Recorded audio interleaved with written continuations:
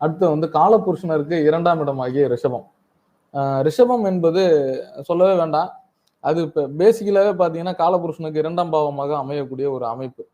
காலபுருஷனுக்கு 2ஆம் பாவமாக வரக்கூடிய ஒரு அமைப்பு. இந்த 2ஆம் இடத்தில் குரு பகவான் சஞ்சாரம் செய்யக்கூடிய காலம். காலபுருஷனுக்கு 2ஆம் இடம். அவங்க எப்பவுமே பொருள் ஈட்டுவதில் வல்லவர்களாக இருப்பார்கள். ரிஷபத்துல இருக்கிறவங்க, ரிஷப லக்னமா இருக்கட்டும், ராசியா இருக்கட்டும், நீங்க பாருங்க. அவங்க எப்படி இருப்பாங்கன்னா, அவங்க பொருளாதாரத்தை கட்டமைத்துக் கொள்வதிலும், பொருளாதாரத்திலும் ரொம்ப கருத்தும் கண்ணுமா இருக்கிறவங்களா இருப்பாங்க. ஏன்னா, அது காலபுருஷனுக்கே 2ஆம் இடம். விரையாதிபதி போய் அங்க அதல்ல. மேஷத்துக்கு விரையாதிபதியா இருக்கக்கூடிய குரு பகவான், பாக்கியாதிபதியாக இருக்கக்கூடிய குரு பகவான் மேஷத்துக்கு. ஆனா, ரிஷபத்துக்கு லாபாதிபதியாகவும், அட்டமாதிபதியாகவும் இருக்கக்கூடிய குரு பகவான் ராசியிலேயே போய் உட்கார்றார். சரிங்களா? இப்ப இவங்க ஆன்மீக சுற்றுலா, ஆன்மீக நாட்டத்தில் இருப்பவர்கள், ஜோதிடம் பயில்பவர்கள், 8ஆம் இடம்ன்றது என்னது?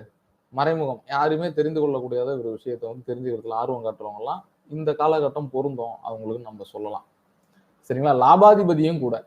என்ன ரிஷபத்துக்கு யாரு? 11க்கு அதிபதி. அஷ்டமாதிபதியாக இருந்தாலும் லாபாதிபதியாகவும் வருவதனால் கண்டிப்பாக பொருளாதாரத்தில் ஏற்படக்கூடிய மாற்றத்தில் ஒரு பூதாகரமான வளர்ச்சி இருக்கும் அந்த ரிஷப ராசியில இருக்கிறவங்களுக்கு எல்லாம் நம்ம சொல்லலாம். இன்னொரு முக்கியமான பாயிண்ட் ஆஃப் வியூல எடுத்துக்கிட்டோம் அப்படின்னா, ரிஷப ராசிக்கு 5ஆம் இடத்தை பாருங்க. ராசிக்கு மேலே சஞ்சாரிக்கக்கூடிய அந்த கிரகம் குரு பகவான் 5ஆம் இடத்தை 5ஆம் பார்வையாகவும், 7ஆம் இடத்தை 7ஆம் பார்வையாகவும், 9ஆம் இடத்தை 9ஆம் பார்வையாகவும் எவ்வளவு பெரிய புண்ணியம். இதுதான் விஷயம். அப்ப ரிஷபன்றது வந்து 95% சூப்பரான டைம் டியூரேஷன் இது அப்படின்னு சொல்லலாம். இப்ப 5ஆம் இடத்தை குரு பார்க்கறது அப்படின்றது புத்திரஸ்தானம். ஒரு வெகு நாட்களாக குழந்தை இல்லாதவங்களா இருக்கிறவங்க அந்த ரிஷபராசியில இருக்கிறாங்க அப்படின்னா அவங்களுக்கு குழந்தை கிடைச்சிரும். கல்யாணம் ஆகல, ரொம்ப நாளா தள்ளி தள்ளி போகுதுன்னு சிறந்த காலகட்டம்.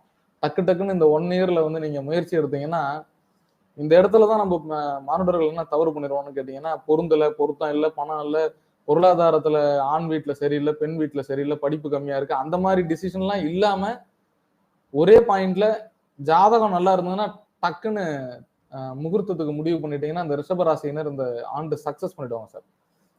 சூப்பரான டைம் டியூரேஷன் இந்த ரிஷபராசியில் இருக்கக்கூடிய அன்பர்களுக்கு 5ஆம் பாவத்தை குரு பகவான் பார்ப்பதும், 7ஆம் பாவத்தை குரு பகவான் பார்ப்பதும், 9ஆம் இடத்தை பாக்கியஸ்தானத்தை குரு பகவான் பார்ப்பதும், உயர்கல்வி படிப்பவர்கள் அயல்நாடு செல்ல வெயிட்டிங்ல இருக்காங்க. உயர்கல்வி வந்து ஹையர் ஸ்டடிஸ்லாம் நான் வெளிநாடு போய் படிக்க போறேன் அப்படின்லாம் சில பேர்லாம் பிஹெச்டி படிக்கிறதுலாம் வெயிட் பண்ணுவாங்க. அந்த மாதிரி இருக்கும் சிறந்த காலகட்டம் இது. ஆலயம் கட்டுதல், ஆலயம் அமைத்தல், உழவார பணிக்கு போறவங்க, ஆன்மீக நாட்டத்துல அதிகமா ஈடுபட்டு இருக்கிறவங்க, ஆன்மீகம் கற்றுக்கொண்டிருப்பவர்கள், ஜோதிடம் கற்றுக்கொண்டிருப்பவர்கள், இந்த மாதிரி இருக்கிறவங்க எல்லாம் இந்த காலகட்டம் அற்புதமான காலகட்டம். கண்டிப்பா ரிஷபராசியில இருக்கிறவங்க ஏதாச்சும் இந்த காலகட்டத்துல வீடு கட்டுறது, வாங்குறது, போக்குவரத்துலாம் இந்த காலத்துல செய்வாங்க. ரிஷபராசியில் இருக்கக்கூடிய மாணவ மாணவியர்களுக்கு இந்த குரு பெயர்ச்சி ஒரு அற்புதமான குரு பெயர்ச்சின்னு நான் சொல்லுவேன். சரிங்களா?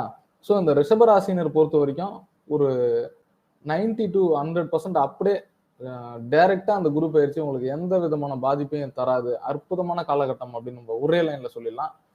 ஈவன் உங்களுடைய ஜென்ம ஜாதகத்தில் இருக்கக்கூடிய தசாபுத்தியும் சப்போர்ட் பண்ணுச்சு அப்படின்னா, சாதகமான நிலையில் தசாபுத்தி இயங்கி கொண்டிருக்கும் பட்சத்தில் இந்த குரு பெயர்ச்சி சக்சஸ், வெற்றி மட்டுமே உங்களுக்கு.